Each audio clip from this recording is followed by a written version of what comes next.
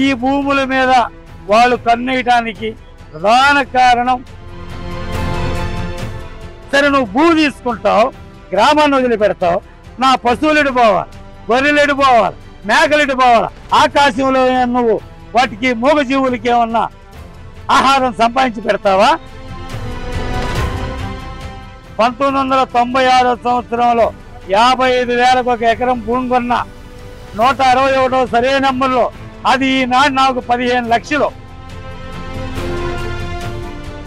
నీ సొంత నియోజకవర్గం చంద్రబాబు నాయుడు కుప్పం నియోజకవర్గం ఏర్పాటు చేసుకోవచ్చు కదా, అక్కడ ప్రజలకు అభివృద్ధి అవసరం లేదా?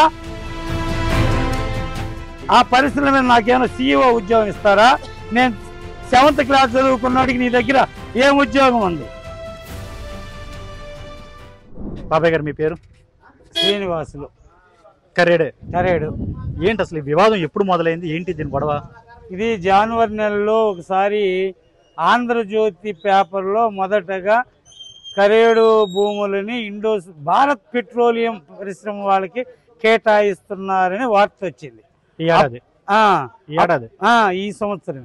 అప్పుడు మేము కలత చెందాం, ఏంది ఇదేంది, మన భూముల్లో సస్యశ్యామలమైన భూముల్లో పరిశ్రమలు ఏర్పాటు చేయటం ఏందనేటువంటిది ఆనాడు అనుకుంటున్న క్రమంలోనే మార్చి 25వ తేదీ నాడు 43వ జీవో జారీ చేస్తూ ఒక ఇది విడుదల చేశారు. సరే జీవోనే కదా అని చెప్పేసి ఇక్కడ స్థానిక ప్రజలు, రైతులు మానవహారాలు, చిన్న చిన్న సమావేశాల ద్వారా ప్రభుత్వానికి మా భూములు ఇవ్వమని తెలియపరచడం జరిగింది. అయితే గత నెల 21వ తేదీ నాడు నోటిఫికేషన్ ఇవ్వటం జరిగింది. సుమారు ఆనాడు 43వ జీవోలో ఇచ్చిన దాంట్లోనేమో 8,340 ఎకరాలను భూసేకరణ చేస్తున్నట్టు ఇచ్చారు. నిన్న జరిగినటువంటి నోటిఫికేషన్లో సుమారు 5,000 ఎకరాలని భూసేకరణ చేస్తున్నాము, 3 కాలనీలు ఖాళీ చేయాలని చెప్పేసి నోటిఫికేషన్ ఇచ్చారు. ఈ రోజు నోటిఫికేషన్ ఇచ్చారు, మరుసటి రోజునే రైతులకు నోటీసులు అనేది ఇవ్వటం జరిగింది. అయితే మేము మొదటి నుంచి ప్రభుత్వానికి తెలియజేసేది ఏంటంటే, అభివృద్ధికి పరిశ్రమలకి మేము రైతులు వ్యతిరేకం కాదు. అయితే నిరుపయోగంగా ఉన్నటువంటి భూములలో మీరు ఇంకెక్కడైనా పరిశ్రమలు ఏర్పాటు చేసుకోండి. ఇది సస్యశ్యామలమైనటువంటి రైతులు పండించేటువంటి భూమి. వరి 2 పంటలు పండుతుంది, ఏర్జనగా 3 పంటలు పండుతుంది. ఒక పక్క అరటి తోటలున్నాయి, ఇంకో పక్క టెంకాయ తోటలున్నాయి, కూరగాయలు పండిస్తారు, సముద్రంలో చేపలు వేటాడేటువంటి వాళ్ళు ఉన్నారు. ఇది 11,500 ఓటింగ్ కలిగిన గ్రామము, 12,000 చిల్లర కలిగినటువంటి చెరువు విస్తీర్ణం కలిగినటువంటి గ్రామము. ఈ గ్రామాన్ని జోలికి రావద్దు అనేటువంటిది మేము తెలియజేస్తున్నాం. ఈ ఒక్క ఊరేనా? ఈ ఒక్క ఊరు.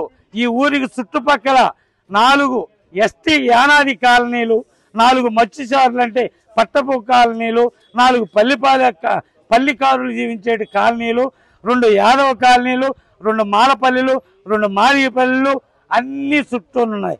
ఈ గ్రామంలో మాత్రం అన్ని రకాల కులాల వాళ్ళు ఇక్కడ ఉన్నారు. ఈ భూముల మీద వాళ్ళు కన్నేయటానికి ప్రధాన కారణం ఏంటంటే, రామాయపట్నం ఓడరేవు నిర్మాణం పూర్తయితే ఈ చుట్టుపక్కల ఉన్నటువంటి భూములు అమాంతరంగా రేట్లు పెరిగిపోతాయి. కాబట్టి వాళ్ళు పరిశ్రమ పేరుతో వాళ్ళు 1000 ఎకరాలు పరిశ్రమకు అవసరమా? మా భూములు తీసుకొని పరిశ్రమ పేరుతో రియల్ ఎస్టేట్ వ్యాపారం చేయడానికి ప్రస్తుత అధికార పార్టీ మరియు ఈ బడా పారిశ్రామికవేత్తలు కలిసి మా భూములుగా చేయడానికి ఒక కుట్ర పన్నారు. ఆ కుట్రని మేము తిప్పికొడతాం.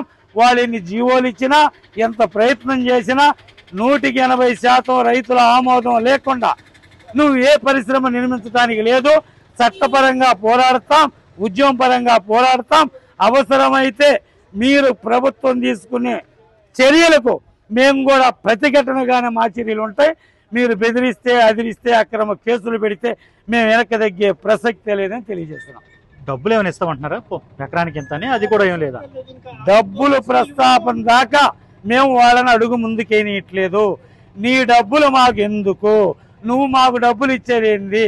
నేను 1996 సంవత్సరంలో 55,000కు ఒక ఎకరం భూమి కొన్నా 161వ సర్వే నెంబర్లో అది ఈనాడు నాకు 15 లక్షలు. అంటే ఎన్ని రెట్లు పెరిగింది? ఇంకా 10 సంవత్సరాలు ఉంటే నా భూమికి రేట్లు పెరుగుతుంది కదా. సరే, నువ్వు భూమి తీసుకుంటావు, గ్రామాన్ని వదిలిపెడతావు, నా పశువులు పోవాలి, గొర్రెలు పోవాలి, మేకలు పోవాలి, ఆకాశంలో నువ్వు వాటికి మూగజీవులకి ఏమన్నా ఆహారం సంపాదించి పెడతావా? అంటే భూమి పేరుతో సకలం మేము గోలిగిల్లుకుంటా కూర్చోవాలన్నా? నీకు భూములు ఇచ్చిందా? మాకు పని ఎక్కడ ఉంది? భూములు 20 మందికి ఉంటే భూమి లేని వాళ్ళు 80% మంది ఉన్నారు. ఈ 80% మంది కూడా ఈ భూముల మీద కూలీనాలు చేసుకొని జీవించేటువంటి ప్రజానికం. వాళ్ళు అన్యాయం అయిపోతారు. రైతుగా మేము రైతు అంటే ఏంది అర్థం? వాడికి ఒక భూమి ఉందంటే భూమి కలిగిన రైతు అంటాడు. మమ్మల్ని రైతుగా కాకుండా నువ్వేం చేయదలుచుకుంటున్నారు ప్రభుత్వాలు? మీకు మీ పరిశ్రమలకి అవసరమైతే గతంలో రాజధాని కట్టాలన్నారు కదా, అప్పుడు దొనకొండ ఏరియా ఉందన్నారు కదా, ఆ ఏరియాకి వెళ్ళి కట్టుకోవచ్చు కదా. సరే, మా మీద అమాంతంగా ఈ ప్రభుత్వానికి అంత ప్రేమ ఏర్పడితే నీ సొంత నియోజకవర్గం చంద్రబాబు నాయుడు కుప్పం నియోజకవర్గం ఏర్పాటు చేసుకోవచ్చు కదా. అక్కడ ప్రజలకు అభివృద్ధి అవసరం లేదా?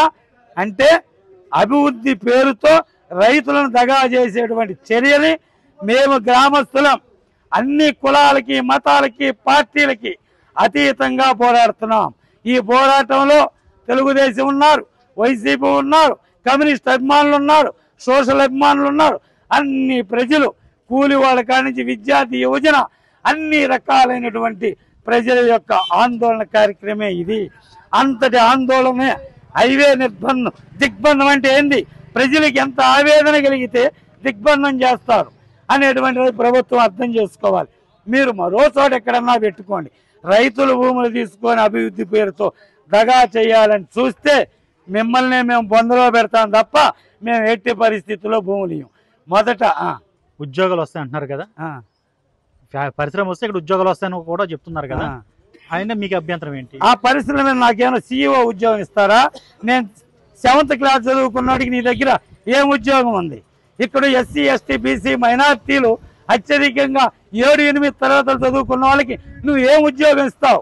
నీ దగ్గర గేట్లు తీసేది, చిమ్మేది, చీపుర్లు పెట్టేది నువ్వు ఇచ్చే ఉద్యోగం. నీ ఉద్యోగంతో, నీ అభివృద్ధితో మాకు పని లేదు. మేము అభివృద్ధి చెందే ఉన్నాం.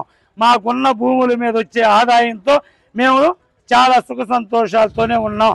నీ ఉద్యోగాలు మాకు అవసరం లేదు. ఉద్యోగులుగా నీ దగ్గర బానిసగా పనిచేయాల్సిన అవసరం లేదు.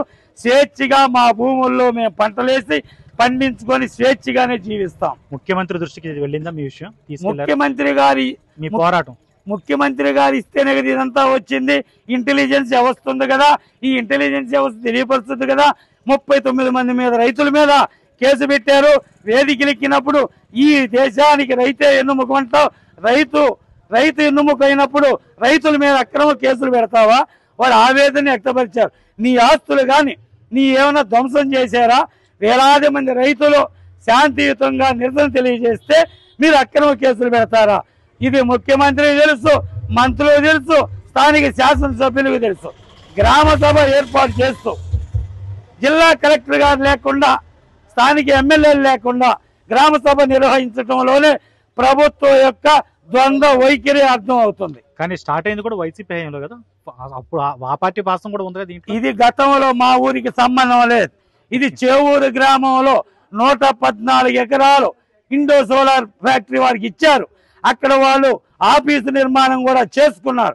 ఈ గవర్నమెంట్ వచ్చిన తర్వాత తెల్ల చొక్కా అయిపోయి ఇంకో నల్ల చొక్కా వేసుకున్నట్టుగా అక్కడ ముడుపులు ఇచ్చి ఇక్కడ ముడుపులు ఇచ్చి ఇక్కడగా మార్చుకున్నారు తప్ప ఆనాడు వైసీపీ ప్రభుత్వమైనా ఈనాడు తెలుగుదేశం ప్రభుత్వమైనా రైతులు పొట్టలు కొట్టే పార్టీలే. మాకు న్యాయం చేయట్లేదనేది మా అభిప్రాయం.